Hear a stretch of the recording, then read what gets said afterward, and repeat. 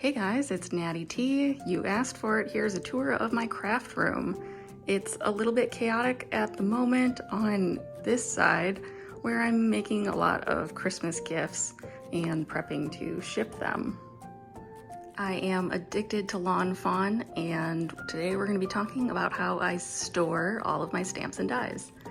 On this wall, it's a giant Elfa system from the Container Store, and then I've also wired in these USB powered lights.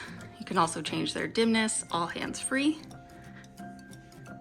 And here are the stamps. It has taken me years to get my stamp collection organized like this, so I'm happy to share all of the tips.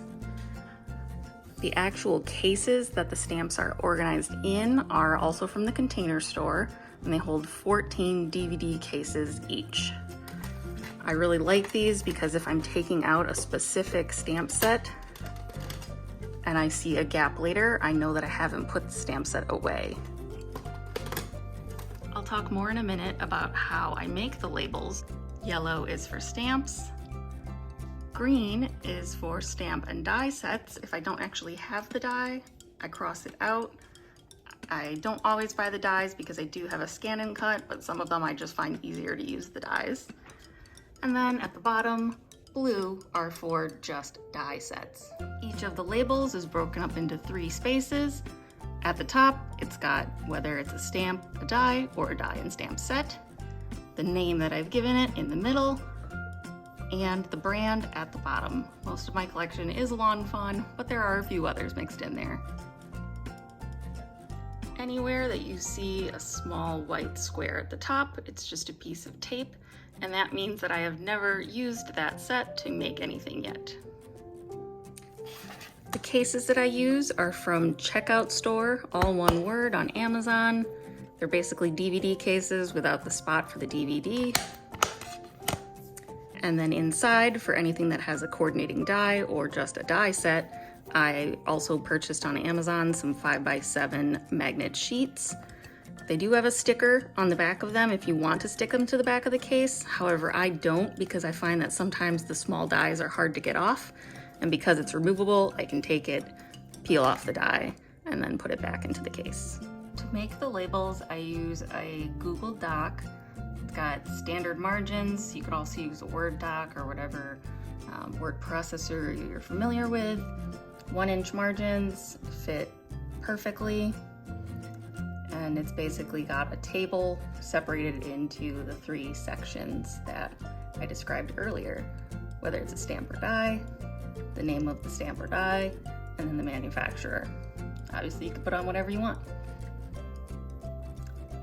Anytime I get a new set, I just add it to the sheet, print out the specific page.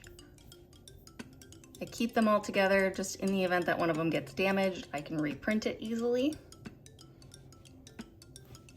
When I first started using these labels in 2018, what I would do would be to print them onto regular printer paper, and then I would use some Scotch wrapping tape, satin finish, to apply the label to the edge. It's held up pretty well over the years. It's just a little bit time consuming to get all of the labels on. So what I've recently switched to is using some vinyl sticker paper, and then I print it on there, cut it out using an X-Acto knife, and I'm able to apply directly to the containers. It looks a little bit sharper as well, so that's pretty nice. Another trick that I've recently started doing is that when I'm really happy with the colors that I've used to color in a stamp set, I'll write them down and put them behind the magnet sheet. That way I always know which colors of Copic markers and which Lay pen and Micron pens I've used to color it in. Because I love markers. Another fun tip is for all of the different background shapes that Lawn Fawn offers. I will usually cut each of the specific shapes and then laminate them. That way I can use them as templates when I'm trying to decide which size I actually need for whatever I'm making.